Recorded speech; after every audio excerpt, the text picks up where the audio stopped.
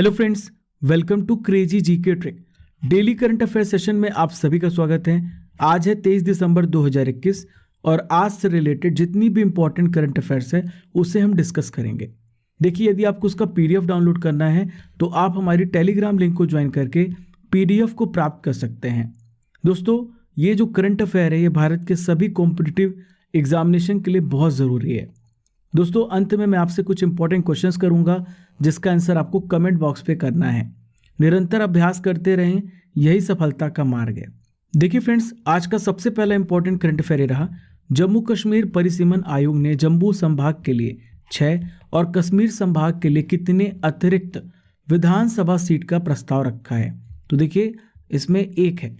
दोस्तों, अब मैं आपको जानकारी दे देता हूँ। फिलहाल बात करें तो जम्मू में कितनी सीटें हैं, तो जम्मू में 37 सीटें हैं। कश्मीर संभाग में कितनी सीटें हैं, 46 सीटें हैं। यदि सीटें बढ़ती हैं तो जम्मू क्षेत्र में 43 सीटें हो जाएंगी और कश्मीर संभाग में 47 सीटें हो जाएंगी। दोस्तों, आइए मैं आपको परिसीमन आयोग के बारे में सभी इंपॉर्टेंट जानकारी देता हूँ। सबसे पहले तो ये समझते हैं कि परिसीमन आयोग होता क्या है। तो देखिए, परिसीमन आयोग जनसंख्या के आधार पर चुनाव क्षेत्र का निर्धारण करता है। ठीक है फ्रेंड्स, देखिए ऐसा पहली बार हो रहा है कि जम्मू कश्मीर में एसटी के लिए 9 सीटें और एससी के लिए 7 सीटें आवंटित करने का प्रस्ताव है। दोस्तों, आपसे पूछा जा सकता है कि जम्मू कश्मीर परिसीमन आयोग की अध्यक्षता कौन कर रहा है, तो इनका क्या नाम है, न्यायमूर्ति रंजना प्रकाश देसाई। देखिए, अन्य 2 सदस्य भी आपसे पूछे जा सकते हैं, सुशील चंद्रा और केवल कुमार शर्मा।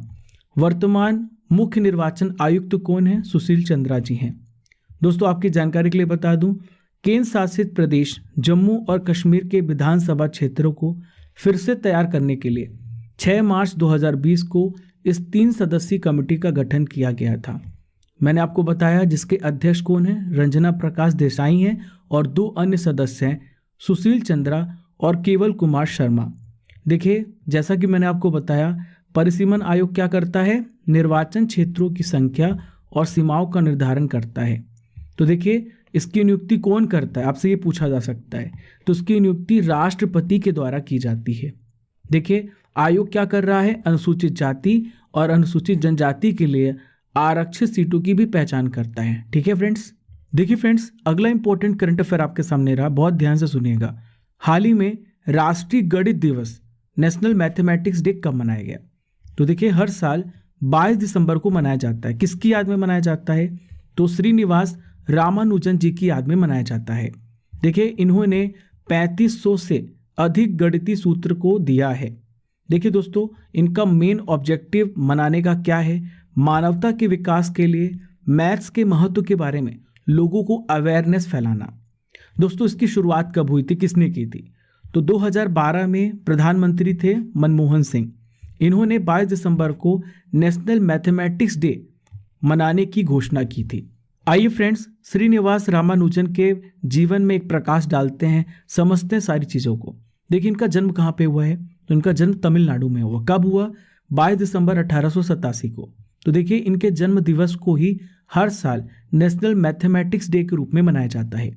देखिए, ये पहले ऐसे भारतीय थे जो ट्रिनिटी कॉलेज यूके के फेलो चुने जाने वाले पहले भारतीय थे। देखिए फ्रेंड्स, इन्हें अनंत को जानने वाले व्यक्ति के रूप में भी जाना जाता है।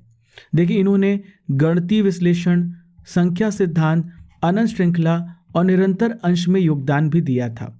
दोस्तों, वह रॉयल सोसाइटी के फेलोशिप पाने वाले सबसे कम उम्र के लोगों में से एक व्यक्ति हैं। देखिए फ्रेंड्स, अगला इंपॉर्टेंट करंट अफेयर आपके सामने रहा, बहुत ध्यान से सुनिए और सभी पॉइंट को नोट कीजिएगा, निरंतर पढ़ते भी रहिए। ठीक है, चलिए। हाल ही में संयुक्त राष्ट्र विश्व खाद्य कार्यक्रम ने भारत में किसके साथ स्टेटमेंट ऑफ इंटेंट पर हस्ताक्षर किए हैं। तो देखिए, हाल ही में नीति आयोग के साथ इन्होंने हस्ताक्षर किए हैं। देखिए, स्टेटमेंट ऑफ इंटेंट से होगा क्या, इससे भारत में क्या फ़ायदा होगा, तो भारत में फूड एंड न्यूट्रिशन सिक्योरिटी बढ़ाने के लिए यह कार्य किया गया है। तो देखिए, इससे होगा क्या, इससे करेंगे क्या, तो बाजरा को मुख्य धारा में लाने और एग्रीकल्चर को स्ट्रॉन्ग बनाने पर पूरा ध्यान लगाया जा रहा है। दोस्तों, इसके लिए भारत में भी बहुत सारे प्रयास किए गए हैं। तो भारत सरकार ने बाजरा उत्पादन को प्रोत्साहित करने के लिए 2018 में बाजरा वर्ष के रूप में मनाया था।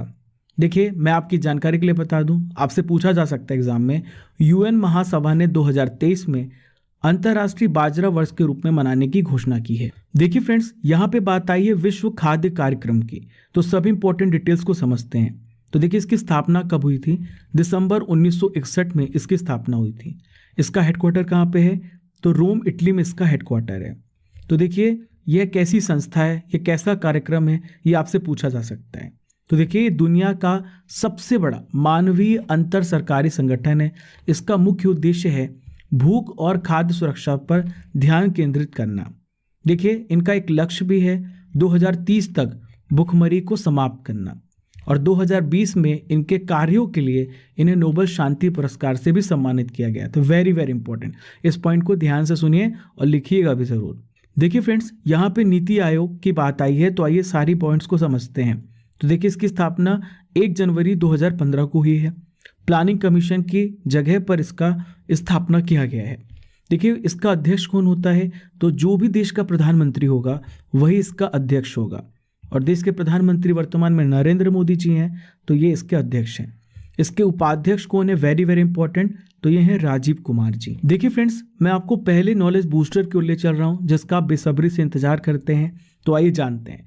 आज हम जानने वाले हैं भारत की मिस वर्ल्ड के बारे में, जो अब तक रह चुकी हैं, बन चुकी हैं। तो देखिए, सबसे पहले मिस वर्ल्ड 1966 में कौन बनी थी? रीता फारिया बनी थी। नेक्स्ट है 1994 में, तो ये थी ऐश्वर्या राय। नेक्स्ट है 1987 में, तो डायना हेडन बनी थी मिस वर्ल्ड। 1999 में युक्ता मुखी बनी थी। 2000 में प्रियंका चोपड़ा बनी थी, और हाल ही में 2017 में मानुषी छिल्लर भारत की मिस वर्ल्ड बनी थी। इन सभी पॉइंट्स को लिख लीजिए और याद रखिएगा, एग्जाम में पूछा जा सकता है। ठीक है फ्रेंड्स। देखिए फ्रेंड्स, अगला इंपॉर्टेंट करंट अफेयर रहा, बहुत ध्यान से सुनिएगा और सभी पॉइंट को नोट कीजिएगा। हाल ही में भारत के मुख्य न्यायाधीश NV रमन ने कहाँ भारत के पहले international arbitration and mediation centre का उद्घाटन किया है? तो देखिए, हाल ही में हैदराबाद में इसका उद्घाटन किया गया है। तो देखिए, इसका मकसद क्या है, मैं आपको सारी चीज़ें बताने वाला हूँ। तो देखिए, इसका मेन मकसद है विवादों को सुलझाने में कंपनियों और संगठनों की मदद करना। देखिए दोस्तों, ये ना केवल कमर्शियल विवादों को सुलझाएगा, बल्कि जो आम लोगों से जुड़े मुद्दे हैं, जो विवाद हैं, उसे भी सुलझाने में मदद करेगा। देखिए, इसका उद्घाटन NV रमन के साथ तेलंगाना के मुख्यमंत्री, क्या नाम है इनका, K चंद्रशेखर राव ने संयुक्त रूप से इसका उद्घाटन किया है, इसकी लॉन्चिंग की है। देखिए फ्रेंड्स, अगला इंपॉर्टेंट करंट अफेयर रहा, बहुत ध्यान से सुनिए और समझिए। हाल ही में उड़ीसा के मुख्यमंत्री, क्या नाम है इनका, नवीन पटनायक नाम है। इन्होंने किस नदी पर उड़ीसा के सबसे लंबे पुल का उद्घाटन किया है? तो देखिए, इन्होंने किस नदी पर इसका उद्घाटन किया है? महानदी पर किया है। देखिए दोस्तों, यह जो लंबा पुल है कितने मीटर लंबा है? तो 3.4 किलोमीटर लंबा पुल है, जो कटक जिले के सिंहनाथ पीठ और बैदेश्वर को जोड़ेगा। देखिए, इसमें कितनी लागत आएगी? तो 111 करोड़ रुपए की लागत आएगी। दोस्तों, इसकी आधारशिला कब रखी गई थी? तो 28 फरवरी 2014 को मुख्यमंत्री ने इसकी आधारशिला रखी थी। अब इसका उद्घाटन कर दिया है। देखिए फ्रेंड्स, यहाँ पे उड़ीसा की बात आई है, तो सभी इंपॉर्टेंट जानकारी मैं आपको उड़ीसा से रिलेटेड देने वाला हूँ। इसकी कैपिटल क्या है? तो उसकी कैपिटल भुवनेश्वर है। देखिए, इसकी स्थापना कब हुई थी? तो 1 अप्रैल 1936 को इसकी स्थापना की गई थी। ठीक है फ्रेंड्स। देखिए, लोकसभा सदस्य की बात कर लेते हैं, तो 21 है। राज्यसभा सदस्य 10 है, और विधानसभा सदस्यों की बात कर लेते हैं, तो ये हैं 147। प्रेजेंट CM कौन है? नवीन पटनायक। दोस्तों, गवर्नर का नाम पूछा जा सकता है, प्लीज़ नोट करें आप, तो ये हैं गणेशी लाल। देखिए, नदियों की भी बात कर लेते हैं, तो ब्रह्मणी, वैतरणी, महानदी, ये 3 प्रमुख नदियां हैं जो उड़ीसा में बहती हैं। देखिए फ्रेंड्स, मैं आपको यहाँ पे महानदी के बारे में सभी इंपॉर्टेंट डिटेल्स देने वाला हूँ, क्योंकि प्रमुख नदी है उड़ीसा की, और बहुत सारे क्वेश्चन महानदी से पूछे जा सकते हैं। तो देखिए, महानदी छत्तीसगढ़ एवं उड़ीसा अंचल की सबसे बड़ी नदी है। देखिए, इसका प्राचीन काल में पुराना नाम क्या था? तो देखिए, पहले से क्या कहा जाता था? चित्रोत्पला, पहले से ये कहा जाता था। ठीक है दोस्तों, इन्हें अन्य नाम से भी जाना जाता है, महानंदा एवं नीलोत्पला, ये दोनों नाम महानदी के हैं। देखिए, महानदी का उद्गम कहाँ से होता है? तो छत्तीसगढ़ के समीप धमतरी जिले में स्थित सिहावा नामक पर्वत की श्रेणी से होता है। देखिए इसकी टोटल लंबाई कितनी है पूछा जा सकता है, तो ये 900 किलोमीटर इसकी टोटल लेंथ है। देखिए ये जो नदी है ये बंगाल की खाड़ी में जाकर गिर जाती है। देखिए फ्रेंड्स, एक इम्पॉर्टेंट जानकारी है जो आपको जान लेनी चाहिए। अब तक त्रिशुलिया में कथाजोड़ी नदी पर 2.88 किलोमीटर लंबा नेताजी सुभाष चंद्र बोस सेतु ओडिशा का सबसे लंबा पुल था। चलिए फ्रेंड्स, सेकेंड नॉलेज बूस्टर की ओर चलते हैं और मैं आपको बताने वाला हूँ भारत की रामसर साइट से रिलेटेड इंपॉर्टेंट क्वेश्चंस के बारे में। तो देखिए पहला क्वेश्चन है, भारत का सबसे बड़ा रामसर स्थल कौन सा है? तो ये है सुंदरबन वेटलैंड। देखिए इसकी एरिया कितनी है, 4230 किलोमीटर स्क्वायर। नेक्स्ट है, भारत का सबसे छोटा रामसर स्थल कौन सा है? तो ये है रेणुका वेटलैंड, 0.2 किलोमीटर स्क्वायर का। दोस्तों भारत में सबसे ज़्यादा रामसर साइट्स कहाँ पे पूछा जा सकता है? तो यूपी में है। कितनी रामसर साइट्स हैं? 9 रामसर साइट्स हैं। भारत का सबसे पहला रामसर साइट कौन सा है? तो यह चिल्का झील जो कि उड़ीसा में है, और केवलादेव जो कि कहाँ पर है? राजस्थान। केवलादेव नेशनल पार्क है, ये राजस्थान में। दुनिया का सबसे पहला रामसर साइट कौन सा है? तो यह है कोबार प्रायद्वीप। कहाँ पे है ये? ऑस्ट्रेलिया में है। दुनिया में कितने रामसर साइट हैं टोटल? तो 2463 रामसर साइट है। देखिए फ्रेंड्स, आपसे पूछा जा सकता है कि भारत में प्रेजेंट में कितने रामसर साइट्स हैं? तो ये है 47। चलिए फ्रेंड्स, अगले इंपॉर्टेंट करंट अफेयर्स को बढ़ते हैं। बहुत ध्यान समझिए। कौन सा क्रिकेट खिलाड़ी अपने टेस्ट करियर में 100 बार नॉट आउट रहने वाला दुनिया का पहला खिलाड़ी बन गया है? तो देखिए ये हैं जेम्स एंडरसन। किस देश के खिलाड़ी हैं? इंग्लैंड के खिलाड़ी हैं। तो देखिए इंग्लैंड के फास्ट बॉलर हैं जेम्स एंडरसन, जो 100 बार नॉट आउट रहने वाले दुनिया के पहले खिलाड़ी बन गए हैं। दोस्तों इनके नाम एक और वर्ल्ड रिकॉर्ड है। ये टेस्ट क्रिकेट में सबसे ज़्यादा 634 विकेट लेने वाले दुनिया के सबसे पहले फास्ट बॉलर हैं। दोस्तों अब मैं आपको बताने वाला हूँ नॉट आउट रहने वाले अन्य इंपॉर्टेंट खिलाड़ियों के बारे में। तो देखिए एंडरसन के बाद दूसरे सबसे ज़्यादा नॉट आउट कौन रह चुके हैं? तो ये हैं वेस्ट इंडीज़ के पूर्व दिग्गज Cartini walls, 61 bar not out रहे हैं। तीसरे नंबर पर रहे श्रीलंका के मुथैया मुरलीधरन, 56 बार नॉट आउट रहे हैं। चौथे स्थान पर हैं इंग्लैंड के बॉब बिल्स, 55 बार अपने टेस्ट करियर में नाबाद रह चुके हैं। देखिए 5वें नंबर पे हैं न्यूजीलैंड के क्रिस मार्टिन, जो 52 बार नॉट आउट रह चुके हैं। देखिए ईशांत शर्मा भारतीय खिलाड़ी हैं जो 8वें नंबर पर आते हैं, ये 47 बार नॉट आउट रह चुके हैं। देखिए फ्रेंड्स, अगला इंपॉर्टेंट करंट अफेयर ये रहा, किसे बैडमिंटन विश्व महासंघ BWF के एथलीट कमीशन का मेंबर नियुक्त किया गया है? तो देखिए इनका क्या नाम है? इनका नाम है PV सिंधु। देखिए इनका कार्यकाल कब तक चलेगा? तो इनका कार्यकाल 2025 तक चलेगा। देखिए PV सिंधु के बारे में कुछ इंपॉर्टेंट डिटेल्स आपको समझ लेनी चाहिए। देखिए रियो ओलंपिक 2016 में इन्होंने सिल्वर मेडल जीता था, और टोक्यो ओलंपिक 2020 में हाल ही में इन्होंने ब्रॉन्ज मेडल जीता है। तो देखिए इस उपलब्धि के कारण ओलंपिक मेडल जीतने वाली पहली भारतीय महिला एथलीट हैं जिन्होंने 2 ओलंपिक मेडल जीते हैं। दोस्तों यहाँ पर बात आई है बैडमिंटन वर्ल्ड फेडरेशन की, तो आइए सभी इंपॉर्टेंट जानकारी को समझते हैं। तो देखिए बैडमिंटन के खेल के मैनेजमेंट के लिए ये इंटरनेशनल ऑर्गेनाइजेशन है। इसकी स्थापना कब हुई थी? 1934 में, और इंटरनेशनल बैडमिंटन फेडरेशन के नाम से इसे जाना जाता था। ठीक है दोस्तों, इसके संस्थापक देश कौन कौन से हैं? तो ये हैं Canada, Denmark, England, France, Ireland, Netherland, New Zealand, Scotland और वेल्स। देखिए वर्तमान में आपसे पूछा जाए इसका हेडक्वार्टर कहाँ पे है? तो मलेशिया की कैपिटल कुआलालंपुर में इसका हेडक्वार्टर है। देखिए फ्रेंड्स, अब मैं आपको फिर से थर्ड नॉलेज बूस्टर की ओर ले चल रहा हूँ।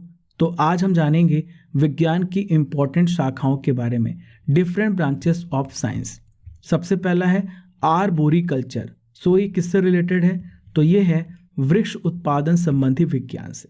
नेक्स्ट है फ्रेंड्स आर्थोपीडिक्स, वेरी वेरी इंपॉर्टेंट। देखिए आप समझ गए होंगे आर्थो लगा हुआ है तो हड्डियों से रिलेटेड है, तो अस्थि उपचार के अध्ययन से रिलेटेड है। नेक्स्ट है फ्रेंड्स एंटोमोलॉजी, तो ये कीट पतंग के अध्ययन से रिलेटेड है। अगला है फ्रेंड्स एपीकल्चर, तो एपीकल्चर वेरी वेरी इंपॉर्टेंट, मधुमक्खी के पालन के अध्ययन से रिलेटेड है। ठीक है फ्रेंड्स। नेक्स्ट है एपिग्राफी, तो एपिग्राफी शिलालेख संबंधी ज्ञान का अध्ययन करवाता है। लास्ट है एस्ट्रोनॉमी, तो एस्ट्रोनॉमी जो है खगोलीय पिंडों के अध्ययन से रिलेटेड है। चलिए फ्रेंड्स, अगले इंपॉर्टेंट करंट अफेयर्स की ओर बढ़ते हैं। हाल ही में कौन सा स्टेट मॉब लिंचिंग के रोकथाम के लिए बिल पारित करने वाला तीसरा स्टेट बन गया है? इस स्टेट का क्या नाम है? तो देखिए इसका नाम है झारखंड। देखिए मॉब लिंचिंग होती क्या है? मॉब देखिए कुछ क्राउड यानी कुछ लोगों का एक समूह होता है, इकट्ठा होकर के किसी व्यक्ति को मार देता है या उसको हानि या चोट पहुंचाता है, इसे मॉब लिंचिंग कहते हैं।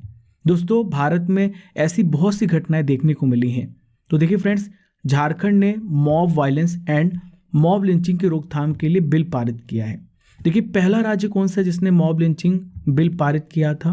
तो ये पश्चिम बंगाल, दूसरा है राजस्थान और तीसरा राज्य है झारखंड। देखिए बिल में क्या है? तो बिल में मॉब लिंचिंग में जो भी लोग शामिल होंगे, किसी व्यक्ति को चोट पहुंचाते हैं या फिर उसकी डेथ हो जाती है, अगर ऐसा केस होता है तो 3 साल से लेकर आजीवन कारावास होगा ऐसे लोगों पर जो मॉब लिंचिंग में शामिल होंगे, और 25 लाख तक का जुर्माने की सजा का प्रावधान है। दोस्तों इस बिल में एक और चीज़ कवर की गई है कि इस योजना के तहत मॉब लिंचिंग से जो भी पीड़ित होगा उसे मुआवजे का भी प्रावधान इसमें रखा गया है। देखिए फ्रेंड्स, अगला इंपॉर्टेंट करंट अफेयर ये रहा, हाल ही में दिल्ली पुलिस ने किस परियोजना की शुरुआत की है? तो देखिए हाल ही में इन्होंने अभय परियोजना की शुरुआत की है। तो देखिए दिल्ली पुलिस के आयुक्त का क्या नाम है? इनका नाम है राकेश अस्थाना। इन्होंने लड़कियों की बचाव और सुरक्षा सुनिश्चित करने के लिए इसी उद्देश्य से दिल्ली पुलिस और एक गैर सरकारी संगठन शक्ति फाउंडेशन के साथ मिलकर अभय परियोजना की शुरुआत की है। देखिए अभय का मतलब क्या होता है? अभय का अर्थ क्या होता है? वह जो निडर है। इसका प्रमुख ऑब्जेक्टिव है बच्चों को सशक्त करना, स्ट्रांग बनाना, उन्हें एजुकेट करना, शिक्षित करना और उन्हें अवेयर करना और उनके बीच में जागरूकता को बढ़ावा देना। देखिए फ्रेंड्स, आज का आखिरी इंपॉर्टेंट करंट अफेयर बहुत ध्यान से समझिए। हाल ही में किस स्टेट गवर्नमेंट ने 25 दिसंबर को फ्री स्मार्टफोन योजना शुरू करने की घोषणा की है? तो हाल ही में यूपी स्टेट ने इसे शुरू करने की घोषणा की है। तो देखिए 25 दिसंबर को सुशासन दिवस मनाया जाता है। तो भारत के पूर्व प्रधानमंत्री अटल बिहारी वाजपेयी जी की याद पर सुशासन दिवस भी मनाया जाता है। इसी दिन मुफ्त स्मार्टफोन योजना बांटने की शुरुआत की गई है। देखिए इसका मकसद क्या है? तो राज्य सरकार क्या करेगी? जो बच्चे ग्रेजुएटेड हो चुके हैं या उससे ऊपर हैं या अंतिम वर्ष के छात्र हैं, तो उन्हें स्मार्टफोन और टैबलेट वितरित किए जाएंगे। देखिए फ्रेंड्स, ये थे आज के इंपॉर्टेंट करंट अफेयर्स। अब मैं आपसे कुछ इंपॉर्टेंट क्वेश्चंस करने वाला हूं 23 दिसंबर के करंट अफेयर से रिलेटेड। तो पहला क्वेश्चन है, जम्मू कश्मीर परिसीमन आयोग के वर्तमान प्रेसिडेंट का क्या नाम है? नेक्स्ट है, श्रीनिवास रामानुजन का जन्म किस स्टेट में हुआ था? क्वेश्चन नंबर 3, विश्व खाद्य कार्यक्रम को किस वर्ष नोबेल शांति पुरस्कार से सम्मानित किया गया था? क्वेश्चन नंबर 4, वर्तमान में भारत के मुख्य न्यायाधीश कौन है? इनका क्या नाम है? Question number 5, badminton world federation का हेडक्वार्टर कहाँ पे है? दोस्तों इन पांचों क्वेश्चंस के आंसर आपको कमेंट बॉक्स पे करने हैं, और हर एक सब्सक्राइबर, हर एक लिसनर जो हमारे साथ जुड़ा हुआ है वो ज़रूर कमेंट बॉक्स पर कमेंट करें। हम प्रत्येक लोगों का कमेंट भी पढ़ते हैं। दोस्तों यह जो कमेंट है आपको सफलता के मार्ग पे ही लेके जाएगा। क्यों? क्योंकि जब आप कमेंट करोगे तो आप आंसर्स को जानोगे, जानने की कोशिश करोगे और पूरे सेशन में अपना ध्यान लगा करके पढ़ाई करेंगे आप। ठीक है, इससे आपकी कंसंट्रेशन और मेमोरी पावर दोनों ही इंक्रीज होगी। दोस्तों अब मैं आपका 22 दिसंबर का इंपॉर्टेंट करंट अफेयर का रिवीजन भी करा देता हूं। तो देखिए पहला क्वेश्चन है, लोकसभा ने चुनाव कानून संशोधन विधेयक 2021 पारित किया। इसके अनुसार मतदाता सूची में किस दस्तावेज को जोड़ना स्वैच्छिक बताया गया है? तो देखिए इसका सही उत्तर आधार। नेक्स्ट है, उत्तराखंड के मुख्यमंत्री ने किसे राज्य का ब्रांड एम्बेसडर नियुक्त किया है? तो हाल ही में ऋषभ पंत को नियुक्त किया है। देखिए फ्रेंड्स अगला क्वेश्चन है, हाल ही में किसे BBC sports personality of the year 2021 चुना गया है? तो देखिए इनका क्या नाम है? एमा राधू खानू नाम है। अगला है, हाल ही में नागालैंड गवर्नमेंट ने कितने नए जिले बनाने की घोषणा की है? तो हाल ही में इन्होंने 3 नए जिले बनाने की घोषणा की है। अब नागालैंड में 15 जिले हो जाएंगे। हाल ही में किसे सरकार ने चीन में भारत का अगला राजदूत नियुक्त किया? इनका क्या नाम है? इनका नाम है प्रदीप कुमार रावत। नेक्स्ट है फ्रेंड्स, भारत के सबसे बड़े ड्रोन शो का आयोजन कहाँ पे किया गया है? तो देखिए कहाँ पे किया गया? लखनऊ में। देखिए फ्रेंड्स नेक्स्ट है, किस आईपीएल टीम ने एंडी फ्लावर को अपना मुख्य कोच नियुक्त किया? इनका क्या नाम है? तो देखिए इनका नाम है लखनऊ टीम। ठीक है, इन्होंने एंडी फ्लावर को अपना मुख्य कोच नियुक्त किया है। नेक्स्ट है, कौन सा राज्य 100% कोविड टीकाकरण का लक्ष्य प्राप्त करने वाला पहला केंद्र शासित प्रदेश बन गया है? तो देखिए यह है अंडमान एंड निकोबार। नेक्स्ट है, India's ancient legacy of wellness पुस्तक का विमोचन किया गया, इसके लेखक का क्या नाम है? इनका नाम है डॉक्टर रेखा चौधरी। आखिरी प्रश्न है, हाल ही में किसे भारतीय समाचार पत्र सोसाइटी का अध्यक्ष बनाया गया है? देखिए इनका क्या नाम है? मोहित जैन। देखिए फ्रेंड्स, ये थे 22 दिसंबर के इंपॉर्टेंट करंट अफेयर्स का रिवीजन। हमने 23 दिसंबर के इंपॉर्टेंट करंट अफेयर को भी पढ़ लिया है। आशा करता हूँ कि आपको ये सेशन पसंद आया होगा। आप इसे ज़रूर शेयर कीजिए सभी को, और ज़्यादा से ज़्यादा लोगों को आप इस डेली करंट अफेयर के साथ जोड़िए। दोस्तों, पहली बार चैनल पर आए हैं तो सब्सक्राइब कर लें और बेल आइकन बटन दबाना बिल्कुल भी ना भूलें। फॉलो कीजिए क्रेजी जीके ट्रिक को डिफरेंट सोशल मीडिया प्लेटफॉर्म पर। इसका लिंक आपको डिस्क्रिप्शन बॉक्स में दिया गया है। Thank you friends.